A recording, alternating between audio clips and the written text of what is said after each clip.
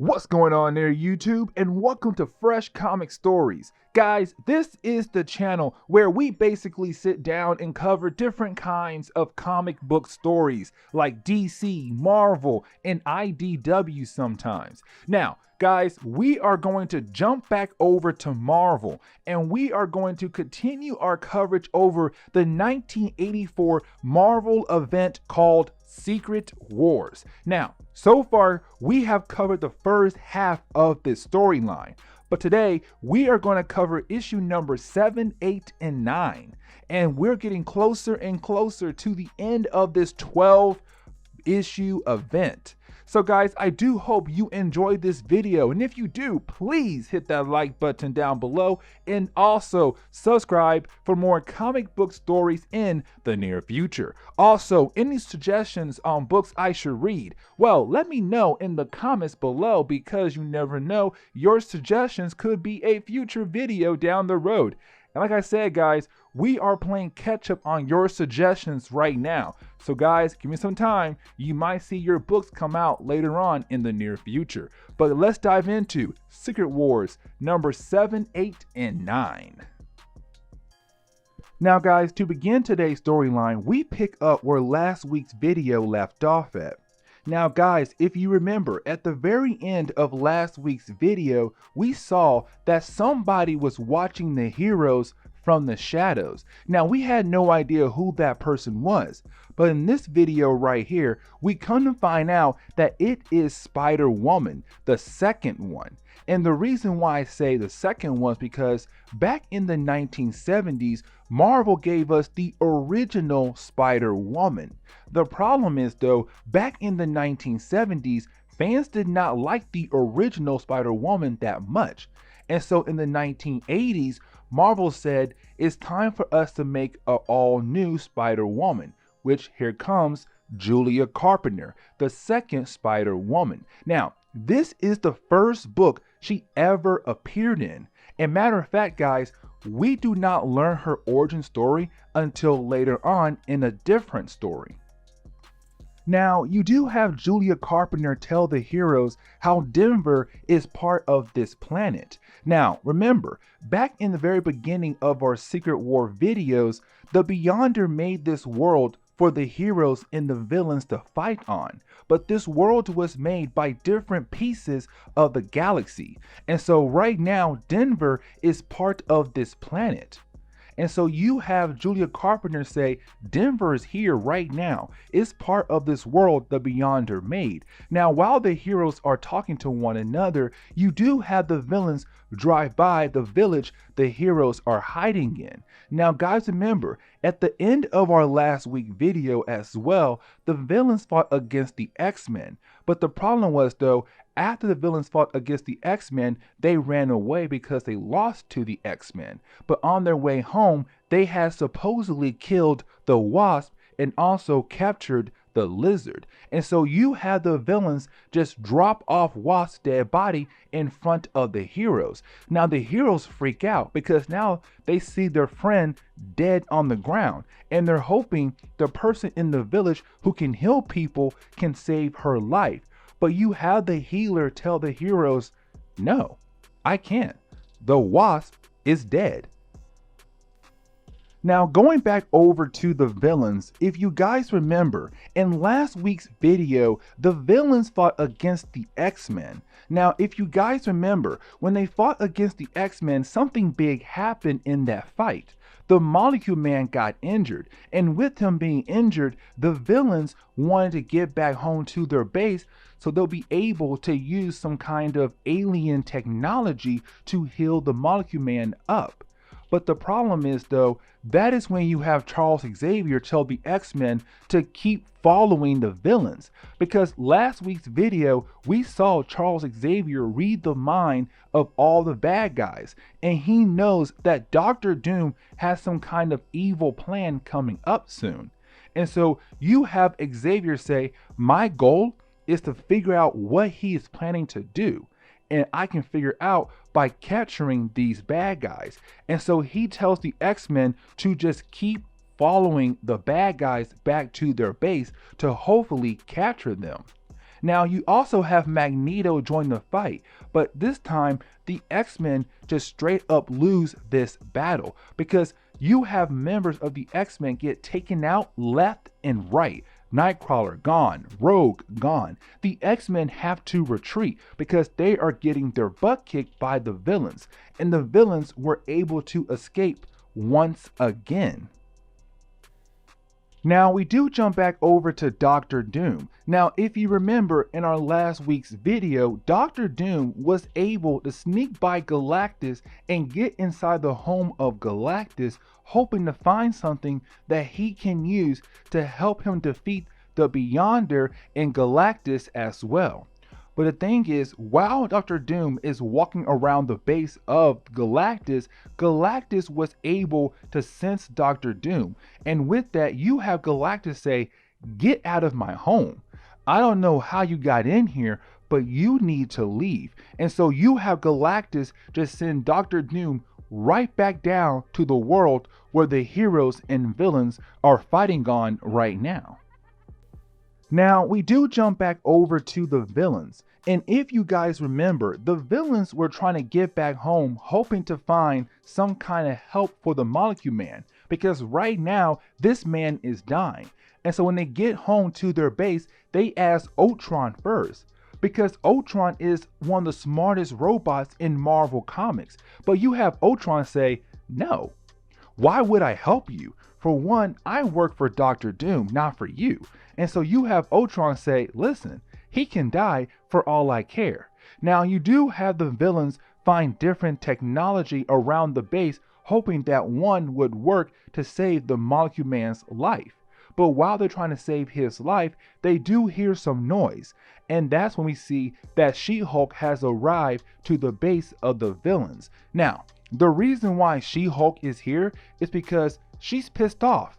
She is legitly mad right now because earlier in the story, the villains just dropped the dead body of the Wasp in front of the heroes. And most of the heroes agreed to stay where they are until they have a plan to go after the villains. But She-Hulk couldn't wait. She's kind of like, "Listen, my friend is dead." And so you have She-Hulk say, "I am going to handle this problem on my own." And so she goes to the base of the villains to get revenge for her dead team member. The problem is though, she gets her butt kicked. Guys, She-Hulk is not like the Hulk. Yes, she is powerful, but not as powerful as the Hulk. And so at first, she does get the edge in one-on-one battle. But the problem is though, she's going up against a whole group of villains. And so all these guys were able to take her out just like that. Bam, bam, bam, she's gone. Now also, after the villains defeated She-Hulk, that's when you have Doctor Doom appear. And he's kind of like, "Okay, listen, my first goal did not work. Plan B did not work. And so now we're on Plan C. I must find a way to defeat the Beyonder. And right now, we're on Plan C to defeat the Beyonder right now." Now we do jump back over to Steve Rogers, and right now you have Steve Rogers just chilling at the village with the other heroes. But while being there, you do have the Hulk walk up to Steve Rogers and tell him, "Listen, my cousin is missing right now. I have no idea where she is at. We need to go after her." But you have Steve Rogers say, "No, because right now the numbers do not fare us at all. Your cousin left us behind, so we're down one person. The X-Men left us behind. That's like 4 or 5 more heroes right there. The Wasp is dead. One more person gone off the board right there. Right now, the numbers do not fare for us right now. We will lose that battle in a matter of seconds, Hulk." But that's when you have Charles Xavier get a hold of Captain America using his psychic powers. And he says, "Listen, we are here to help. And right now, we must end this battle here and now. We are only a few miles away from you. We will meet you at the base of the villains and help you fight against them to get rid of them." And that's when you have Steve Rogers tell the other heroes, "Let's go. We are going to get revenge for them killing the Wasp."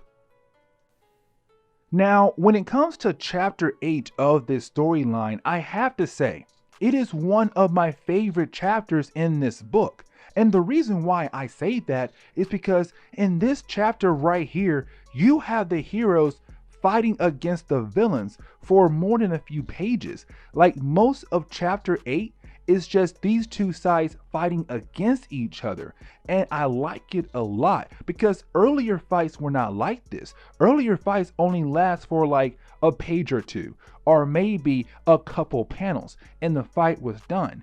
But in this chapter, no, this chapter right here, you have the villains fighting against the heroes for like 10 to 12 pages. It's an all-out battle. Now, two things happen kind of at the end of this fight. The first thing is Ben Grimm. If you guys remember, Ben Grimm been having this issue in our videos where at one moment he's the Thing, the Orange Rock character, but out of nowhere his powers go away and he turns back into his human form.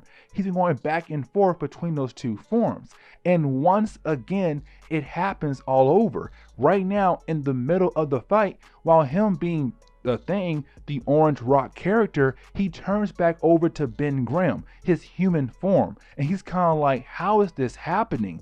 I was never able to turn back into my human form, but now I can. And the thing is, I'm not doing this in my own control. Now, the second thing that happened in the end of this fight is that you have Steve Rogers go after Doctor Doom, but when he walks inside the room of Doctor Doom, he realized something. He's kind of like, Doctor Doom is not fighting me. And this is weird because Doctor Doom would instantly fight against the heroes and take care of them just like that. But that's when you have Doctor Doom kind of tell Steve Rogers, I'm not going to fight you. No, I am done. I am legitly done. Like, I cannot do this anymore. I have lost to the Beyonder, Galactus, you guys, too many times. I have quit. And you have Steve Rogers like, wait a second, Dr. Doom just quit? No, this can't be real. But it is real.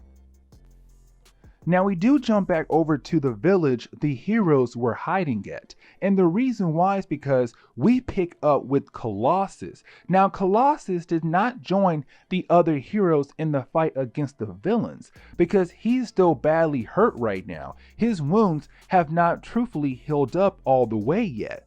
But while he is at the village walking around, he does see the healer is on the ground. Now this healer was the one person who was kind of taking care of the heroes if they were badly hurt. But when he is walking around the village, he finds her passed out on the ground. And so he freaks out. And so he takes her back to her tent, hoping that there's something in there that can save her life. But the thing is, we come to find out why she's passed out. She's dead. And the reason why she is dead because she gave up her last bit of energy to bring the wasp back to life. And it's kind of like, yo, okay, well, she's back now. Now, guys, we do jump back over to the heroes right now using the base of the villains to recover from their last fight. But guys, this is the part where we get the best thing to happen for all Spider-Man fans in this event, because this is the part where Peter Parker gets the black symbiote suit for the first time, because you have all the heroes go into some room using some kind of alien technology to fix their outfits, their superhero outfits. And so you have Peter Parker hoping to do the same thing as well, to walk into this room, find this alien technology to fix his Spider-Man outfit. Instead, when he walks into the room, he somehow gets some kind of black goo, which of course is the black symbiote suit. This is the first time Peter Parker has ever wore the Venom suit. Now, before we close chapter 8 of this storyline, we do jump back over to the heroes. And right now the heroes are kind of like, hey, we won. We beat all the bad guys except one. Galactus. And that's when you have Charles Xavier contact the heroes and say, hey guys, listen, Galactus is about to devour the planet right now.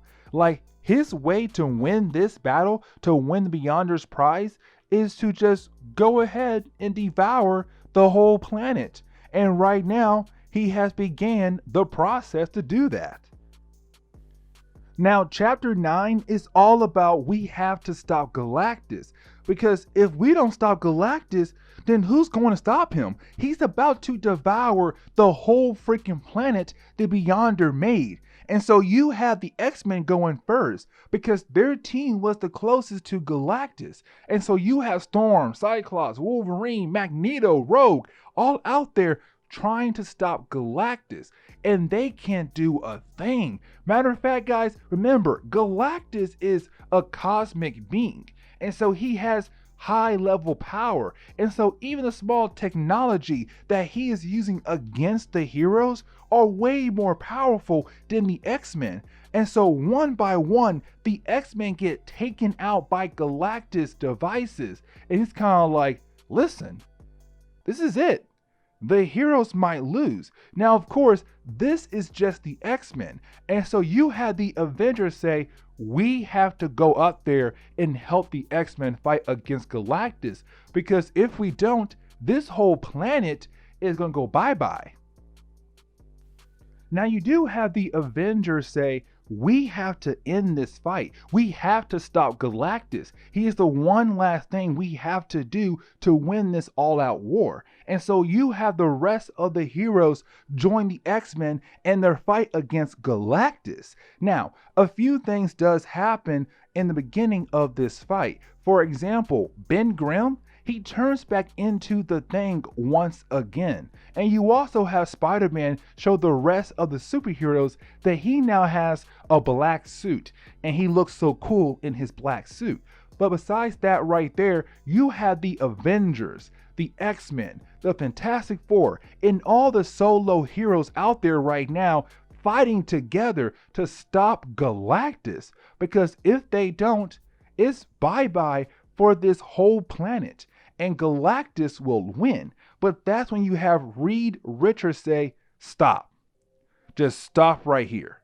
Like, let Galactus do it. Let him devour this planet. Because if he does, he will win the Beyonder's prize. And guys, remember, the Beyonder said, if you are able to win this battle, I will give you the one thing you always wanted. The one thing you always wanted. And for Galactus, that's to have no more endless hunger. He is tired of going around the universe eating planets. He's tired of it. And so if he wins this battle, he'll ask Beyonder to give that endless hunger up, like get rid of it. And so you have Reed say, let's sacrifice our lives for him to win, to stop with the endless hunger, to save all those innocent people in the universe. Now, after Reed had said that, you do have Galactus basically teleport Reed to have a quick conversation with him. Now, honestly, we don't get to see that conversation between Reed Richards and Galactus, because right after Galactus had absorbed Reed into the home of Galactus, Galactus sent Reed right back down. And that's when you have Reed say, listen, I talked to Galactus. He told me I'm a force in the universe because how smart I am and everything. But you still have Reed telling the heroes that he believes that we should go ahead and let Galactus just eat the planet up. Because if we die, he'll win. The Beyonder will give him what he wants. He will end his endless hunger. But then you have some of the Avengers all like, we're not quitting. We are going to keep fighting. We're going to keep pushing forward because that's what we do. We are not going to let us die here because you think your plan might work. We can't take your might. We have to do what we must do to end this battle. And so you have the heroes go up there to fight against Galactus one more time. Now, before we close this video, we do jump over to Doctor Doom. Now, this is the most important part right here, and this is why we are going to end today's video on this point, because you have Doctor Doom realize that he is one of the best supervillains of all time. He's kind of like, wait a second, I'm Doctor Doom. Yes, I failed like twice so far in this whole event, but I cannot give up. My goal is to absorb the Beyonder's powers, and I will do that. And so you have Doctor Doom get out of his prison, break out Claw, and say, listen, Claw, I am going to use you as a way to somehow absorb the powers of Galactus, the powers of Beyonder, and just become the next godly being in the universe. And so while the heroes are fighting against Galactus, and you have the Beyonder kind of like opening his portal to watch the fight down below on the planet he made, that's when you have Doctor Doom say, bam.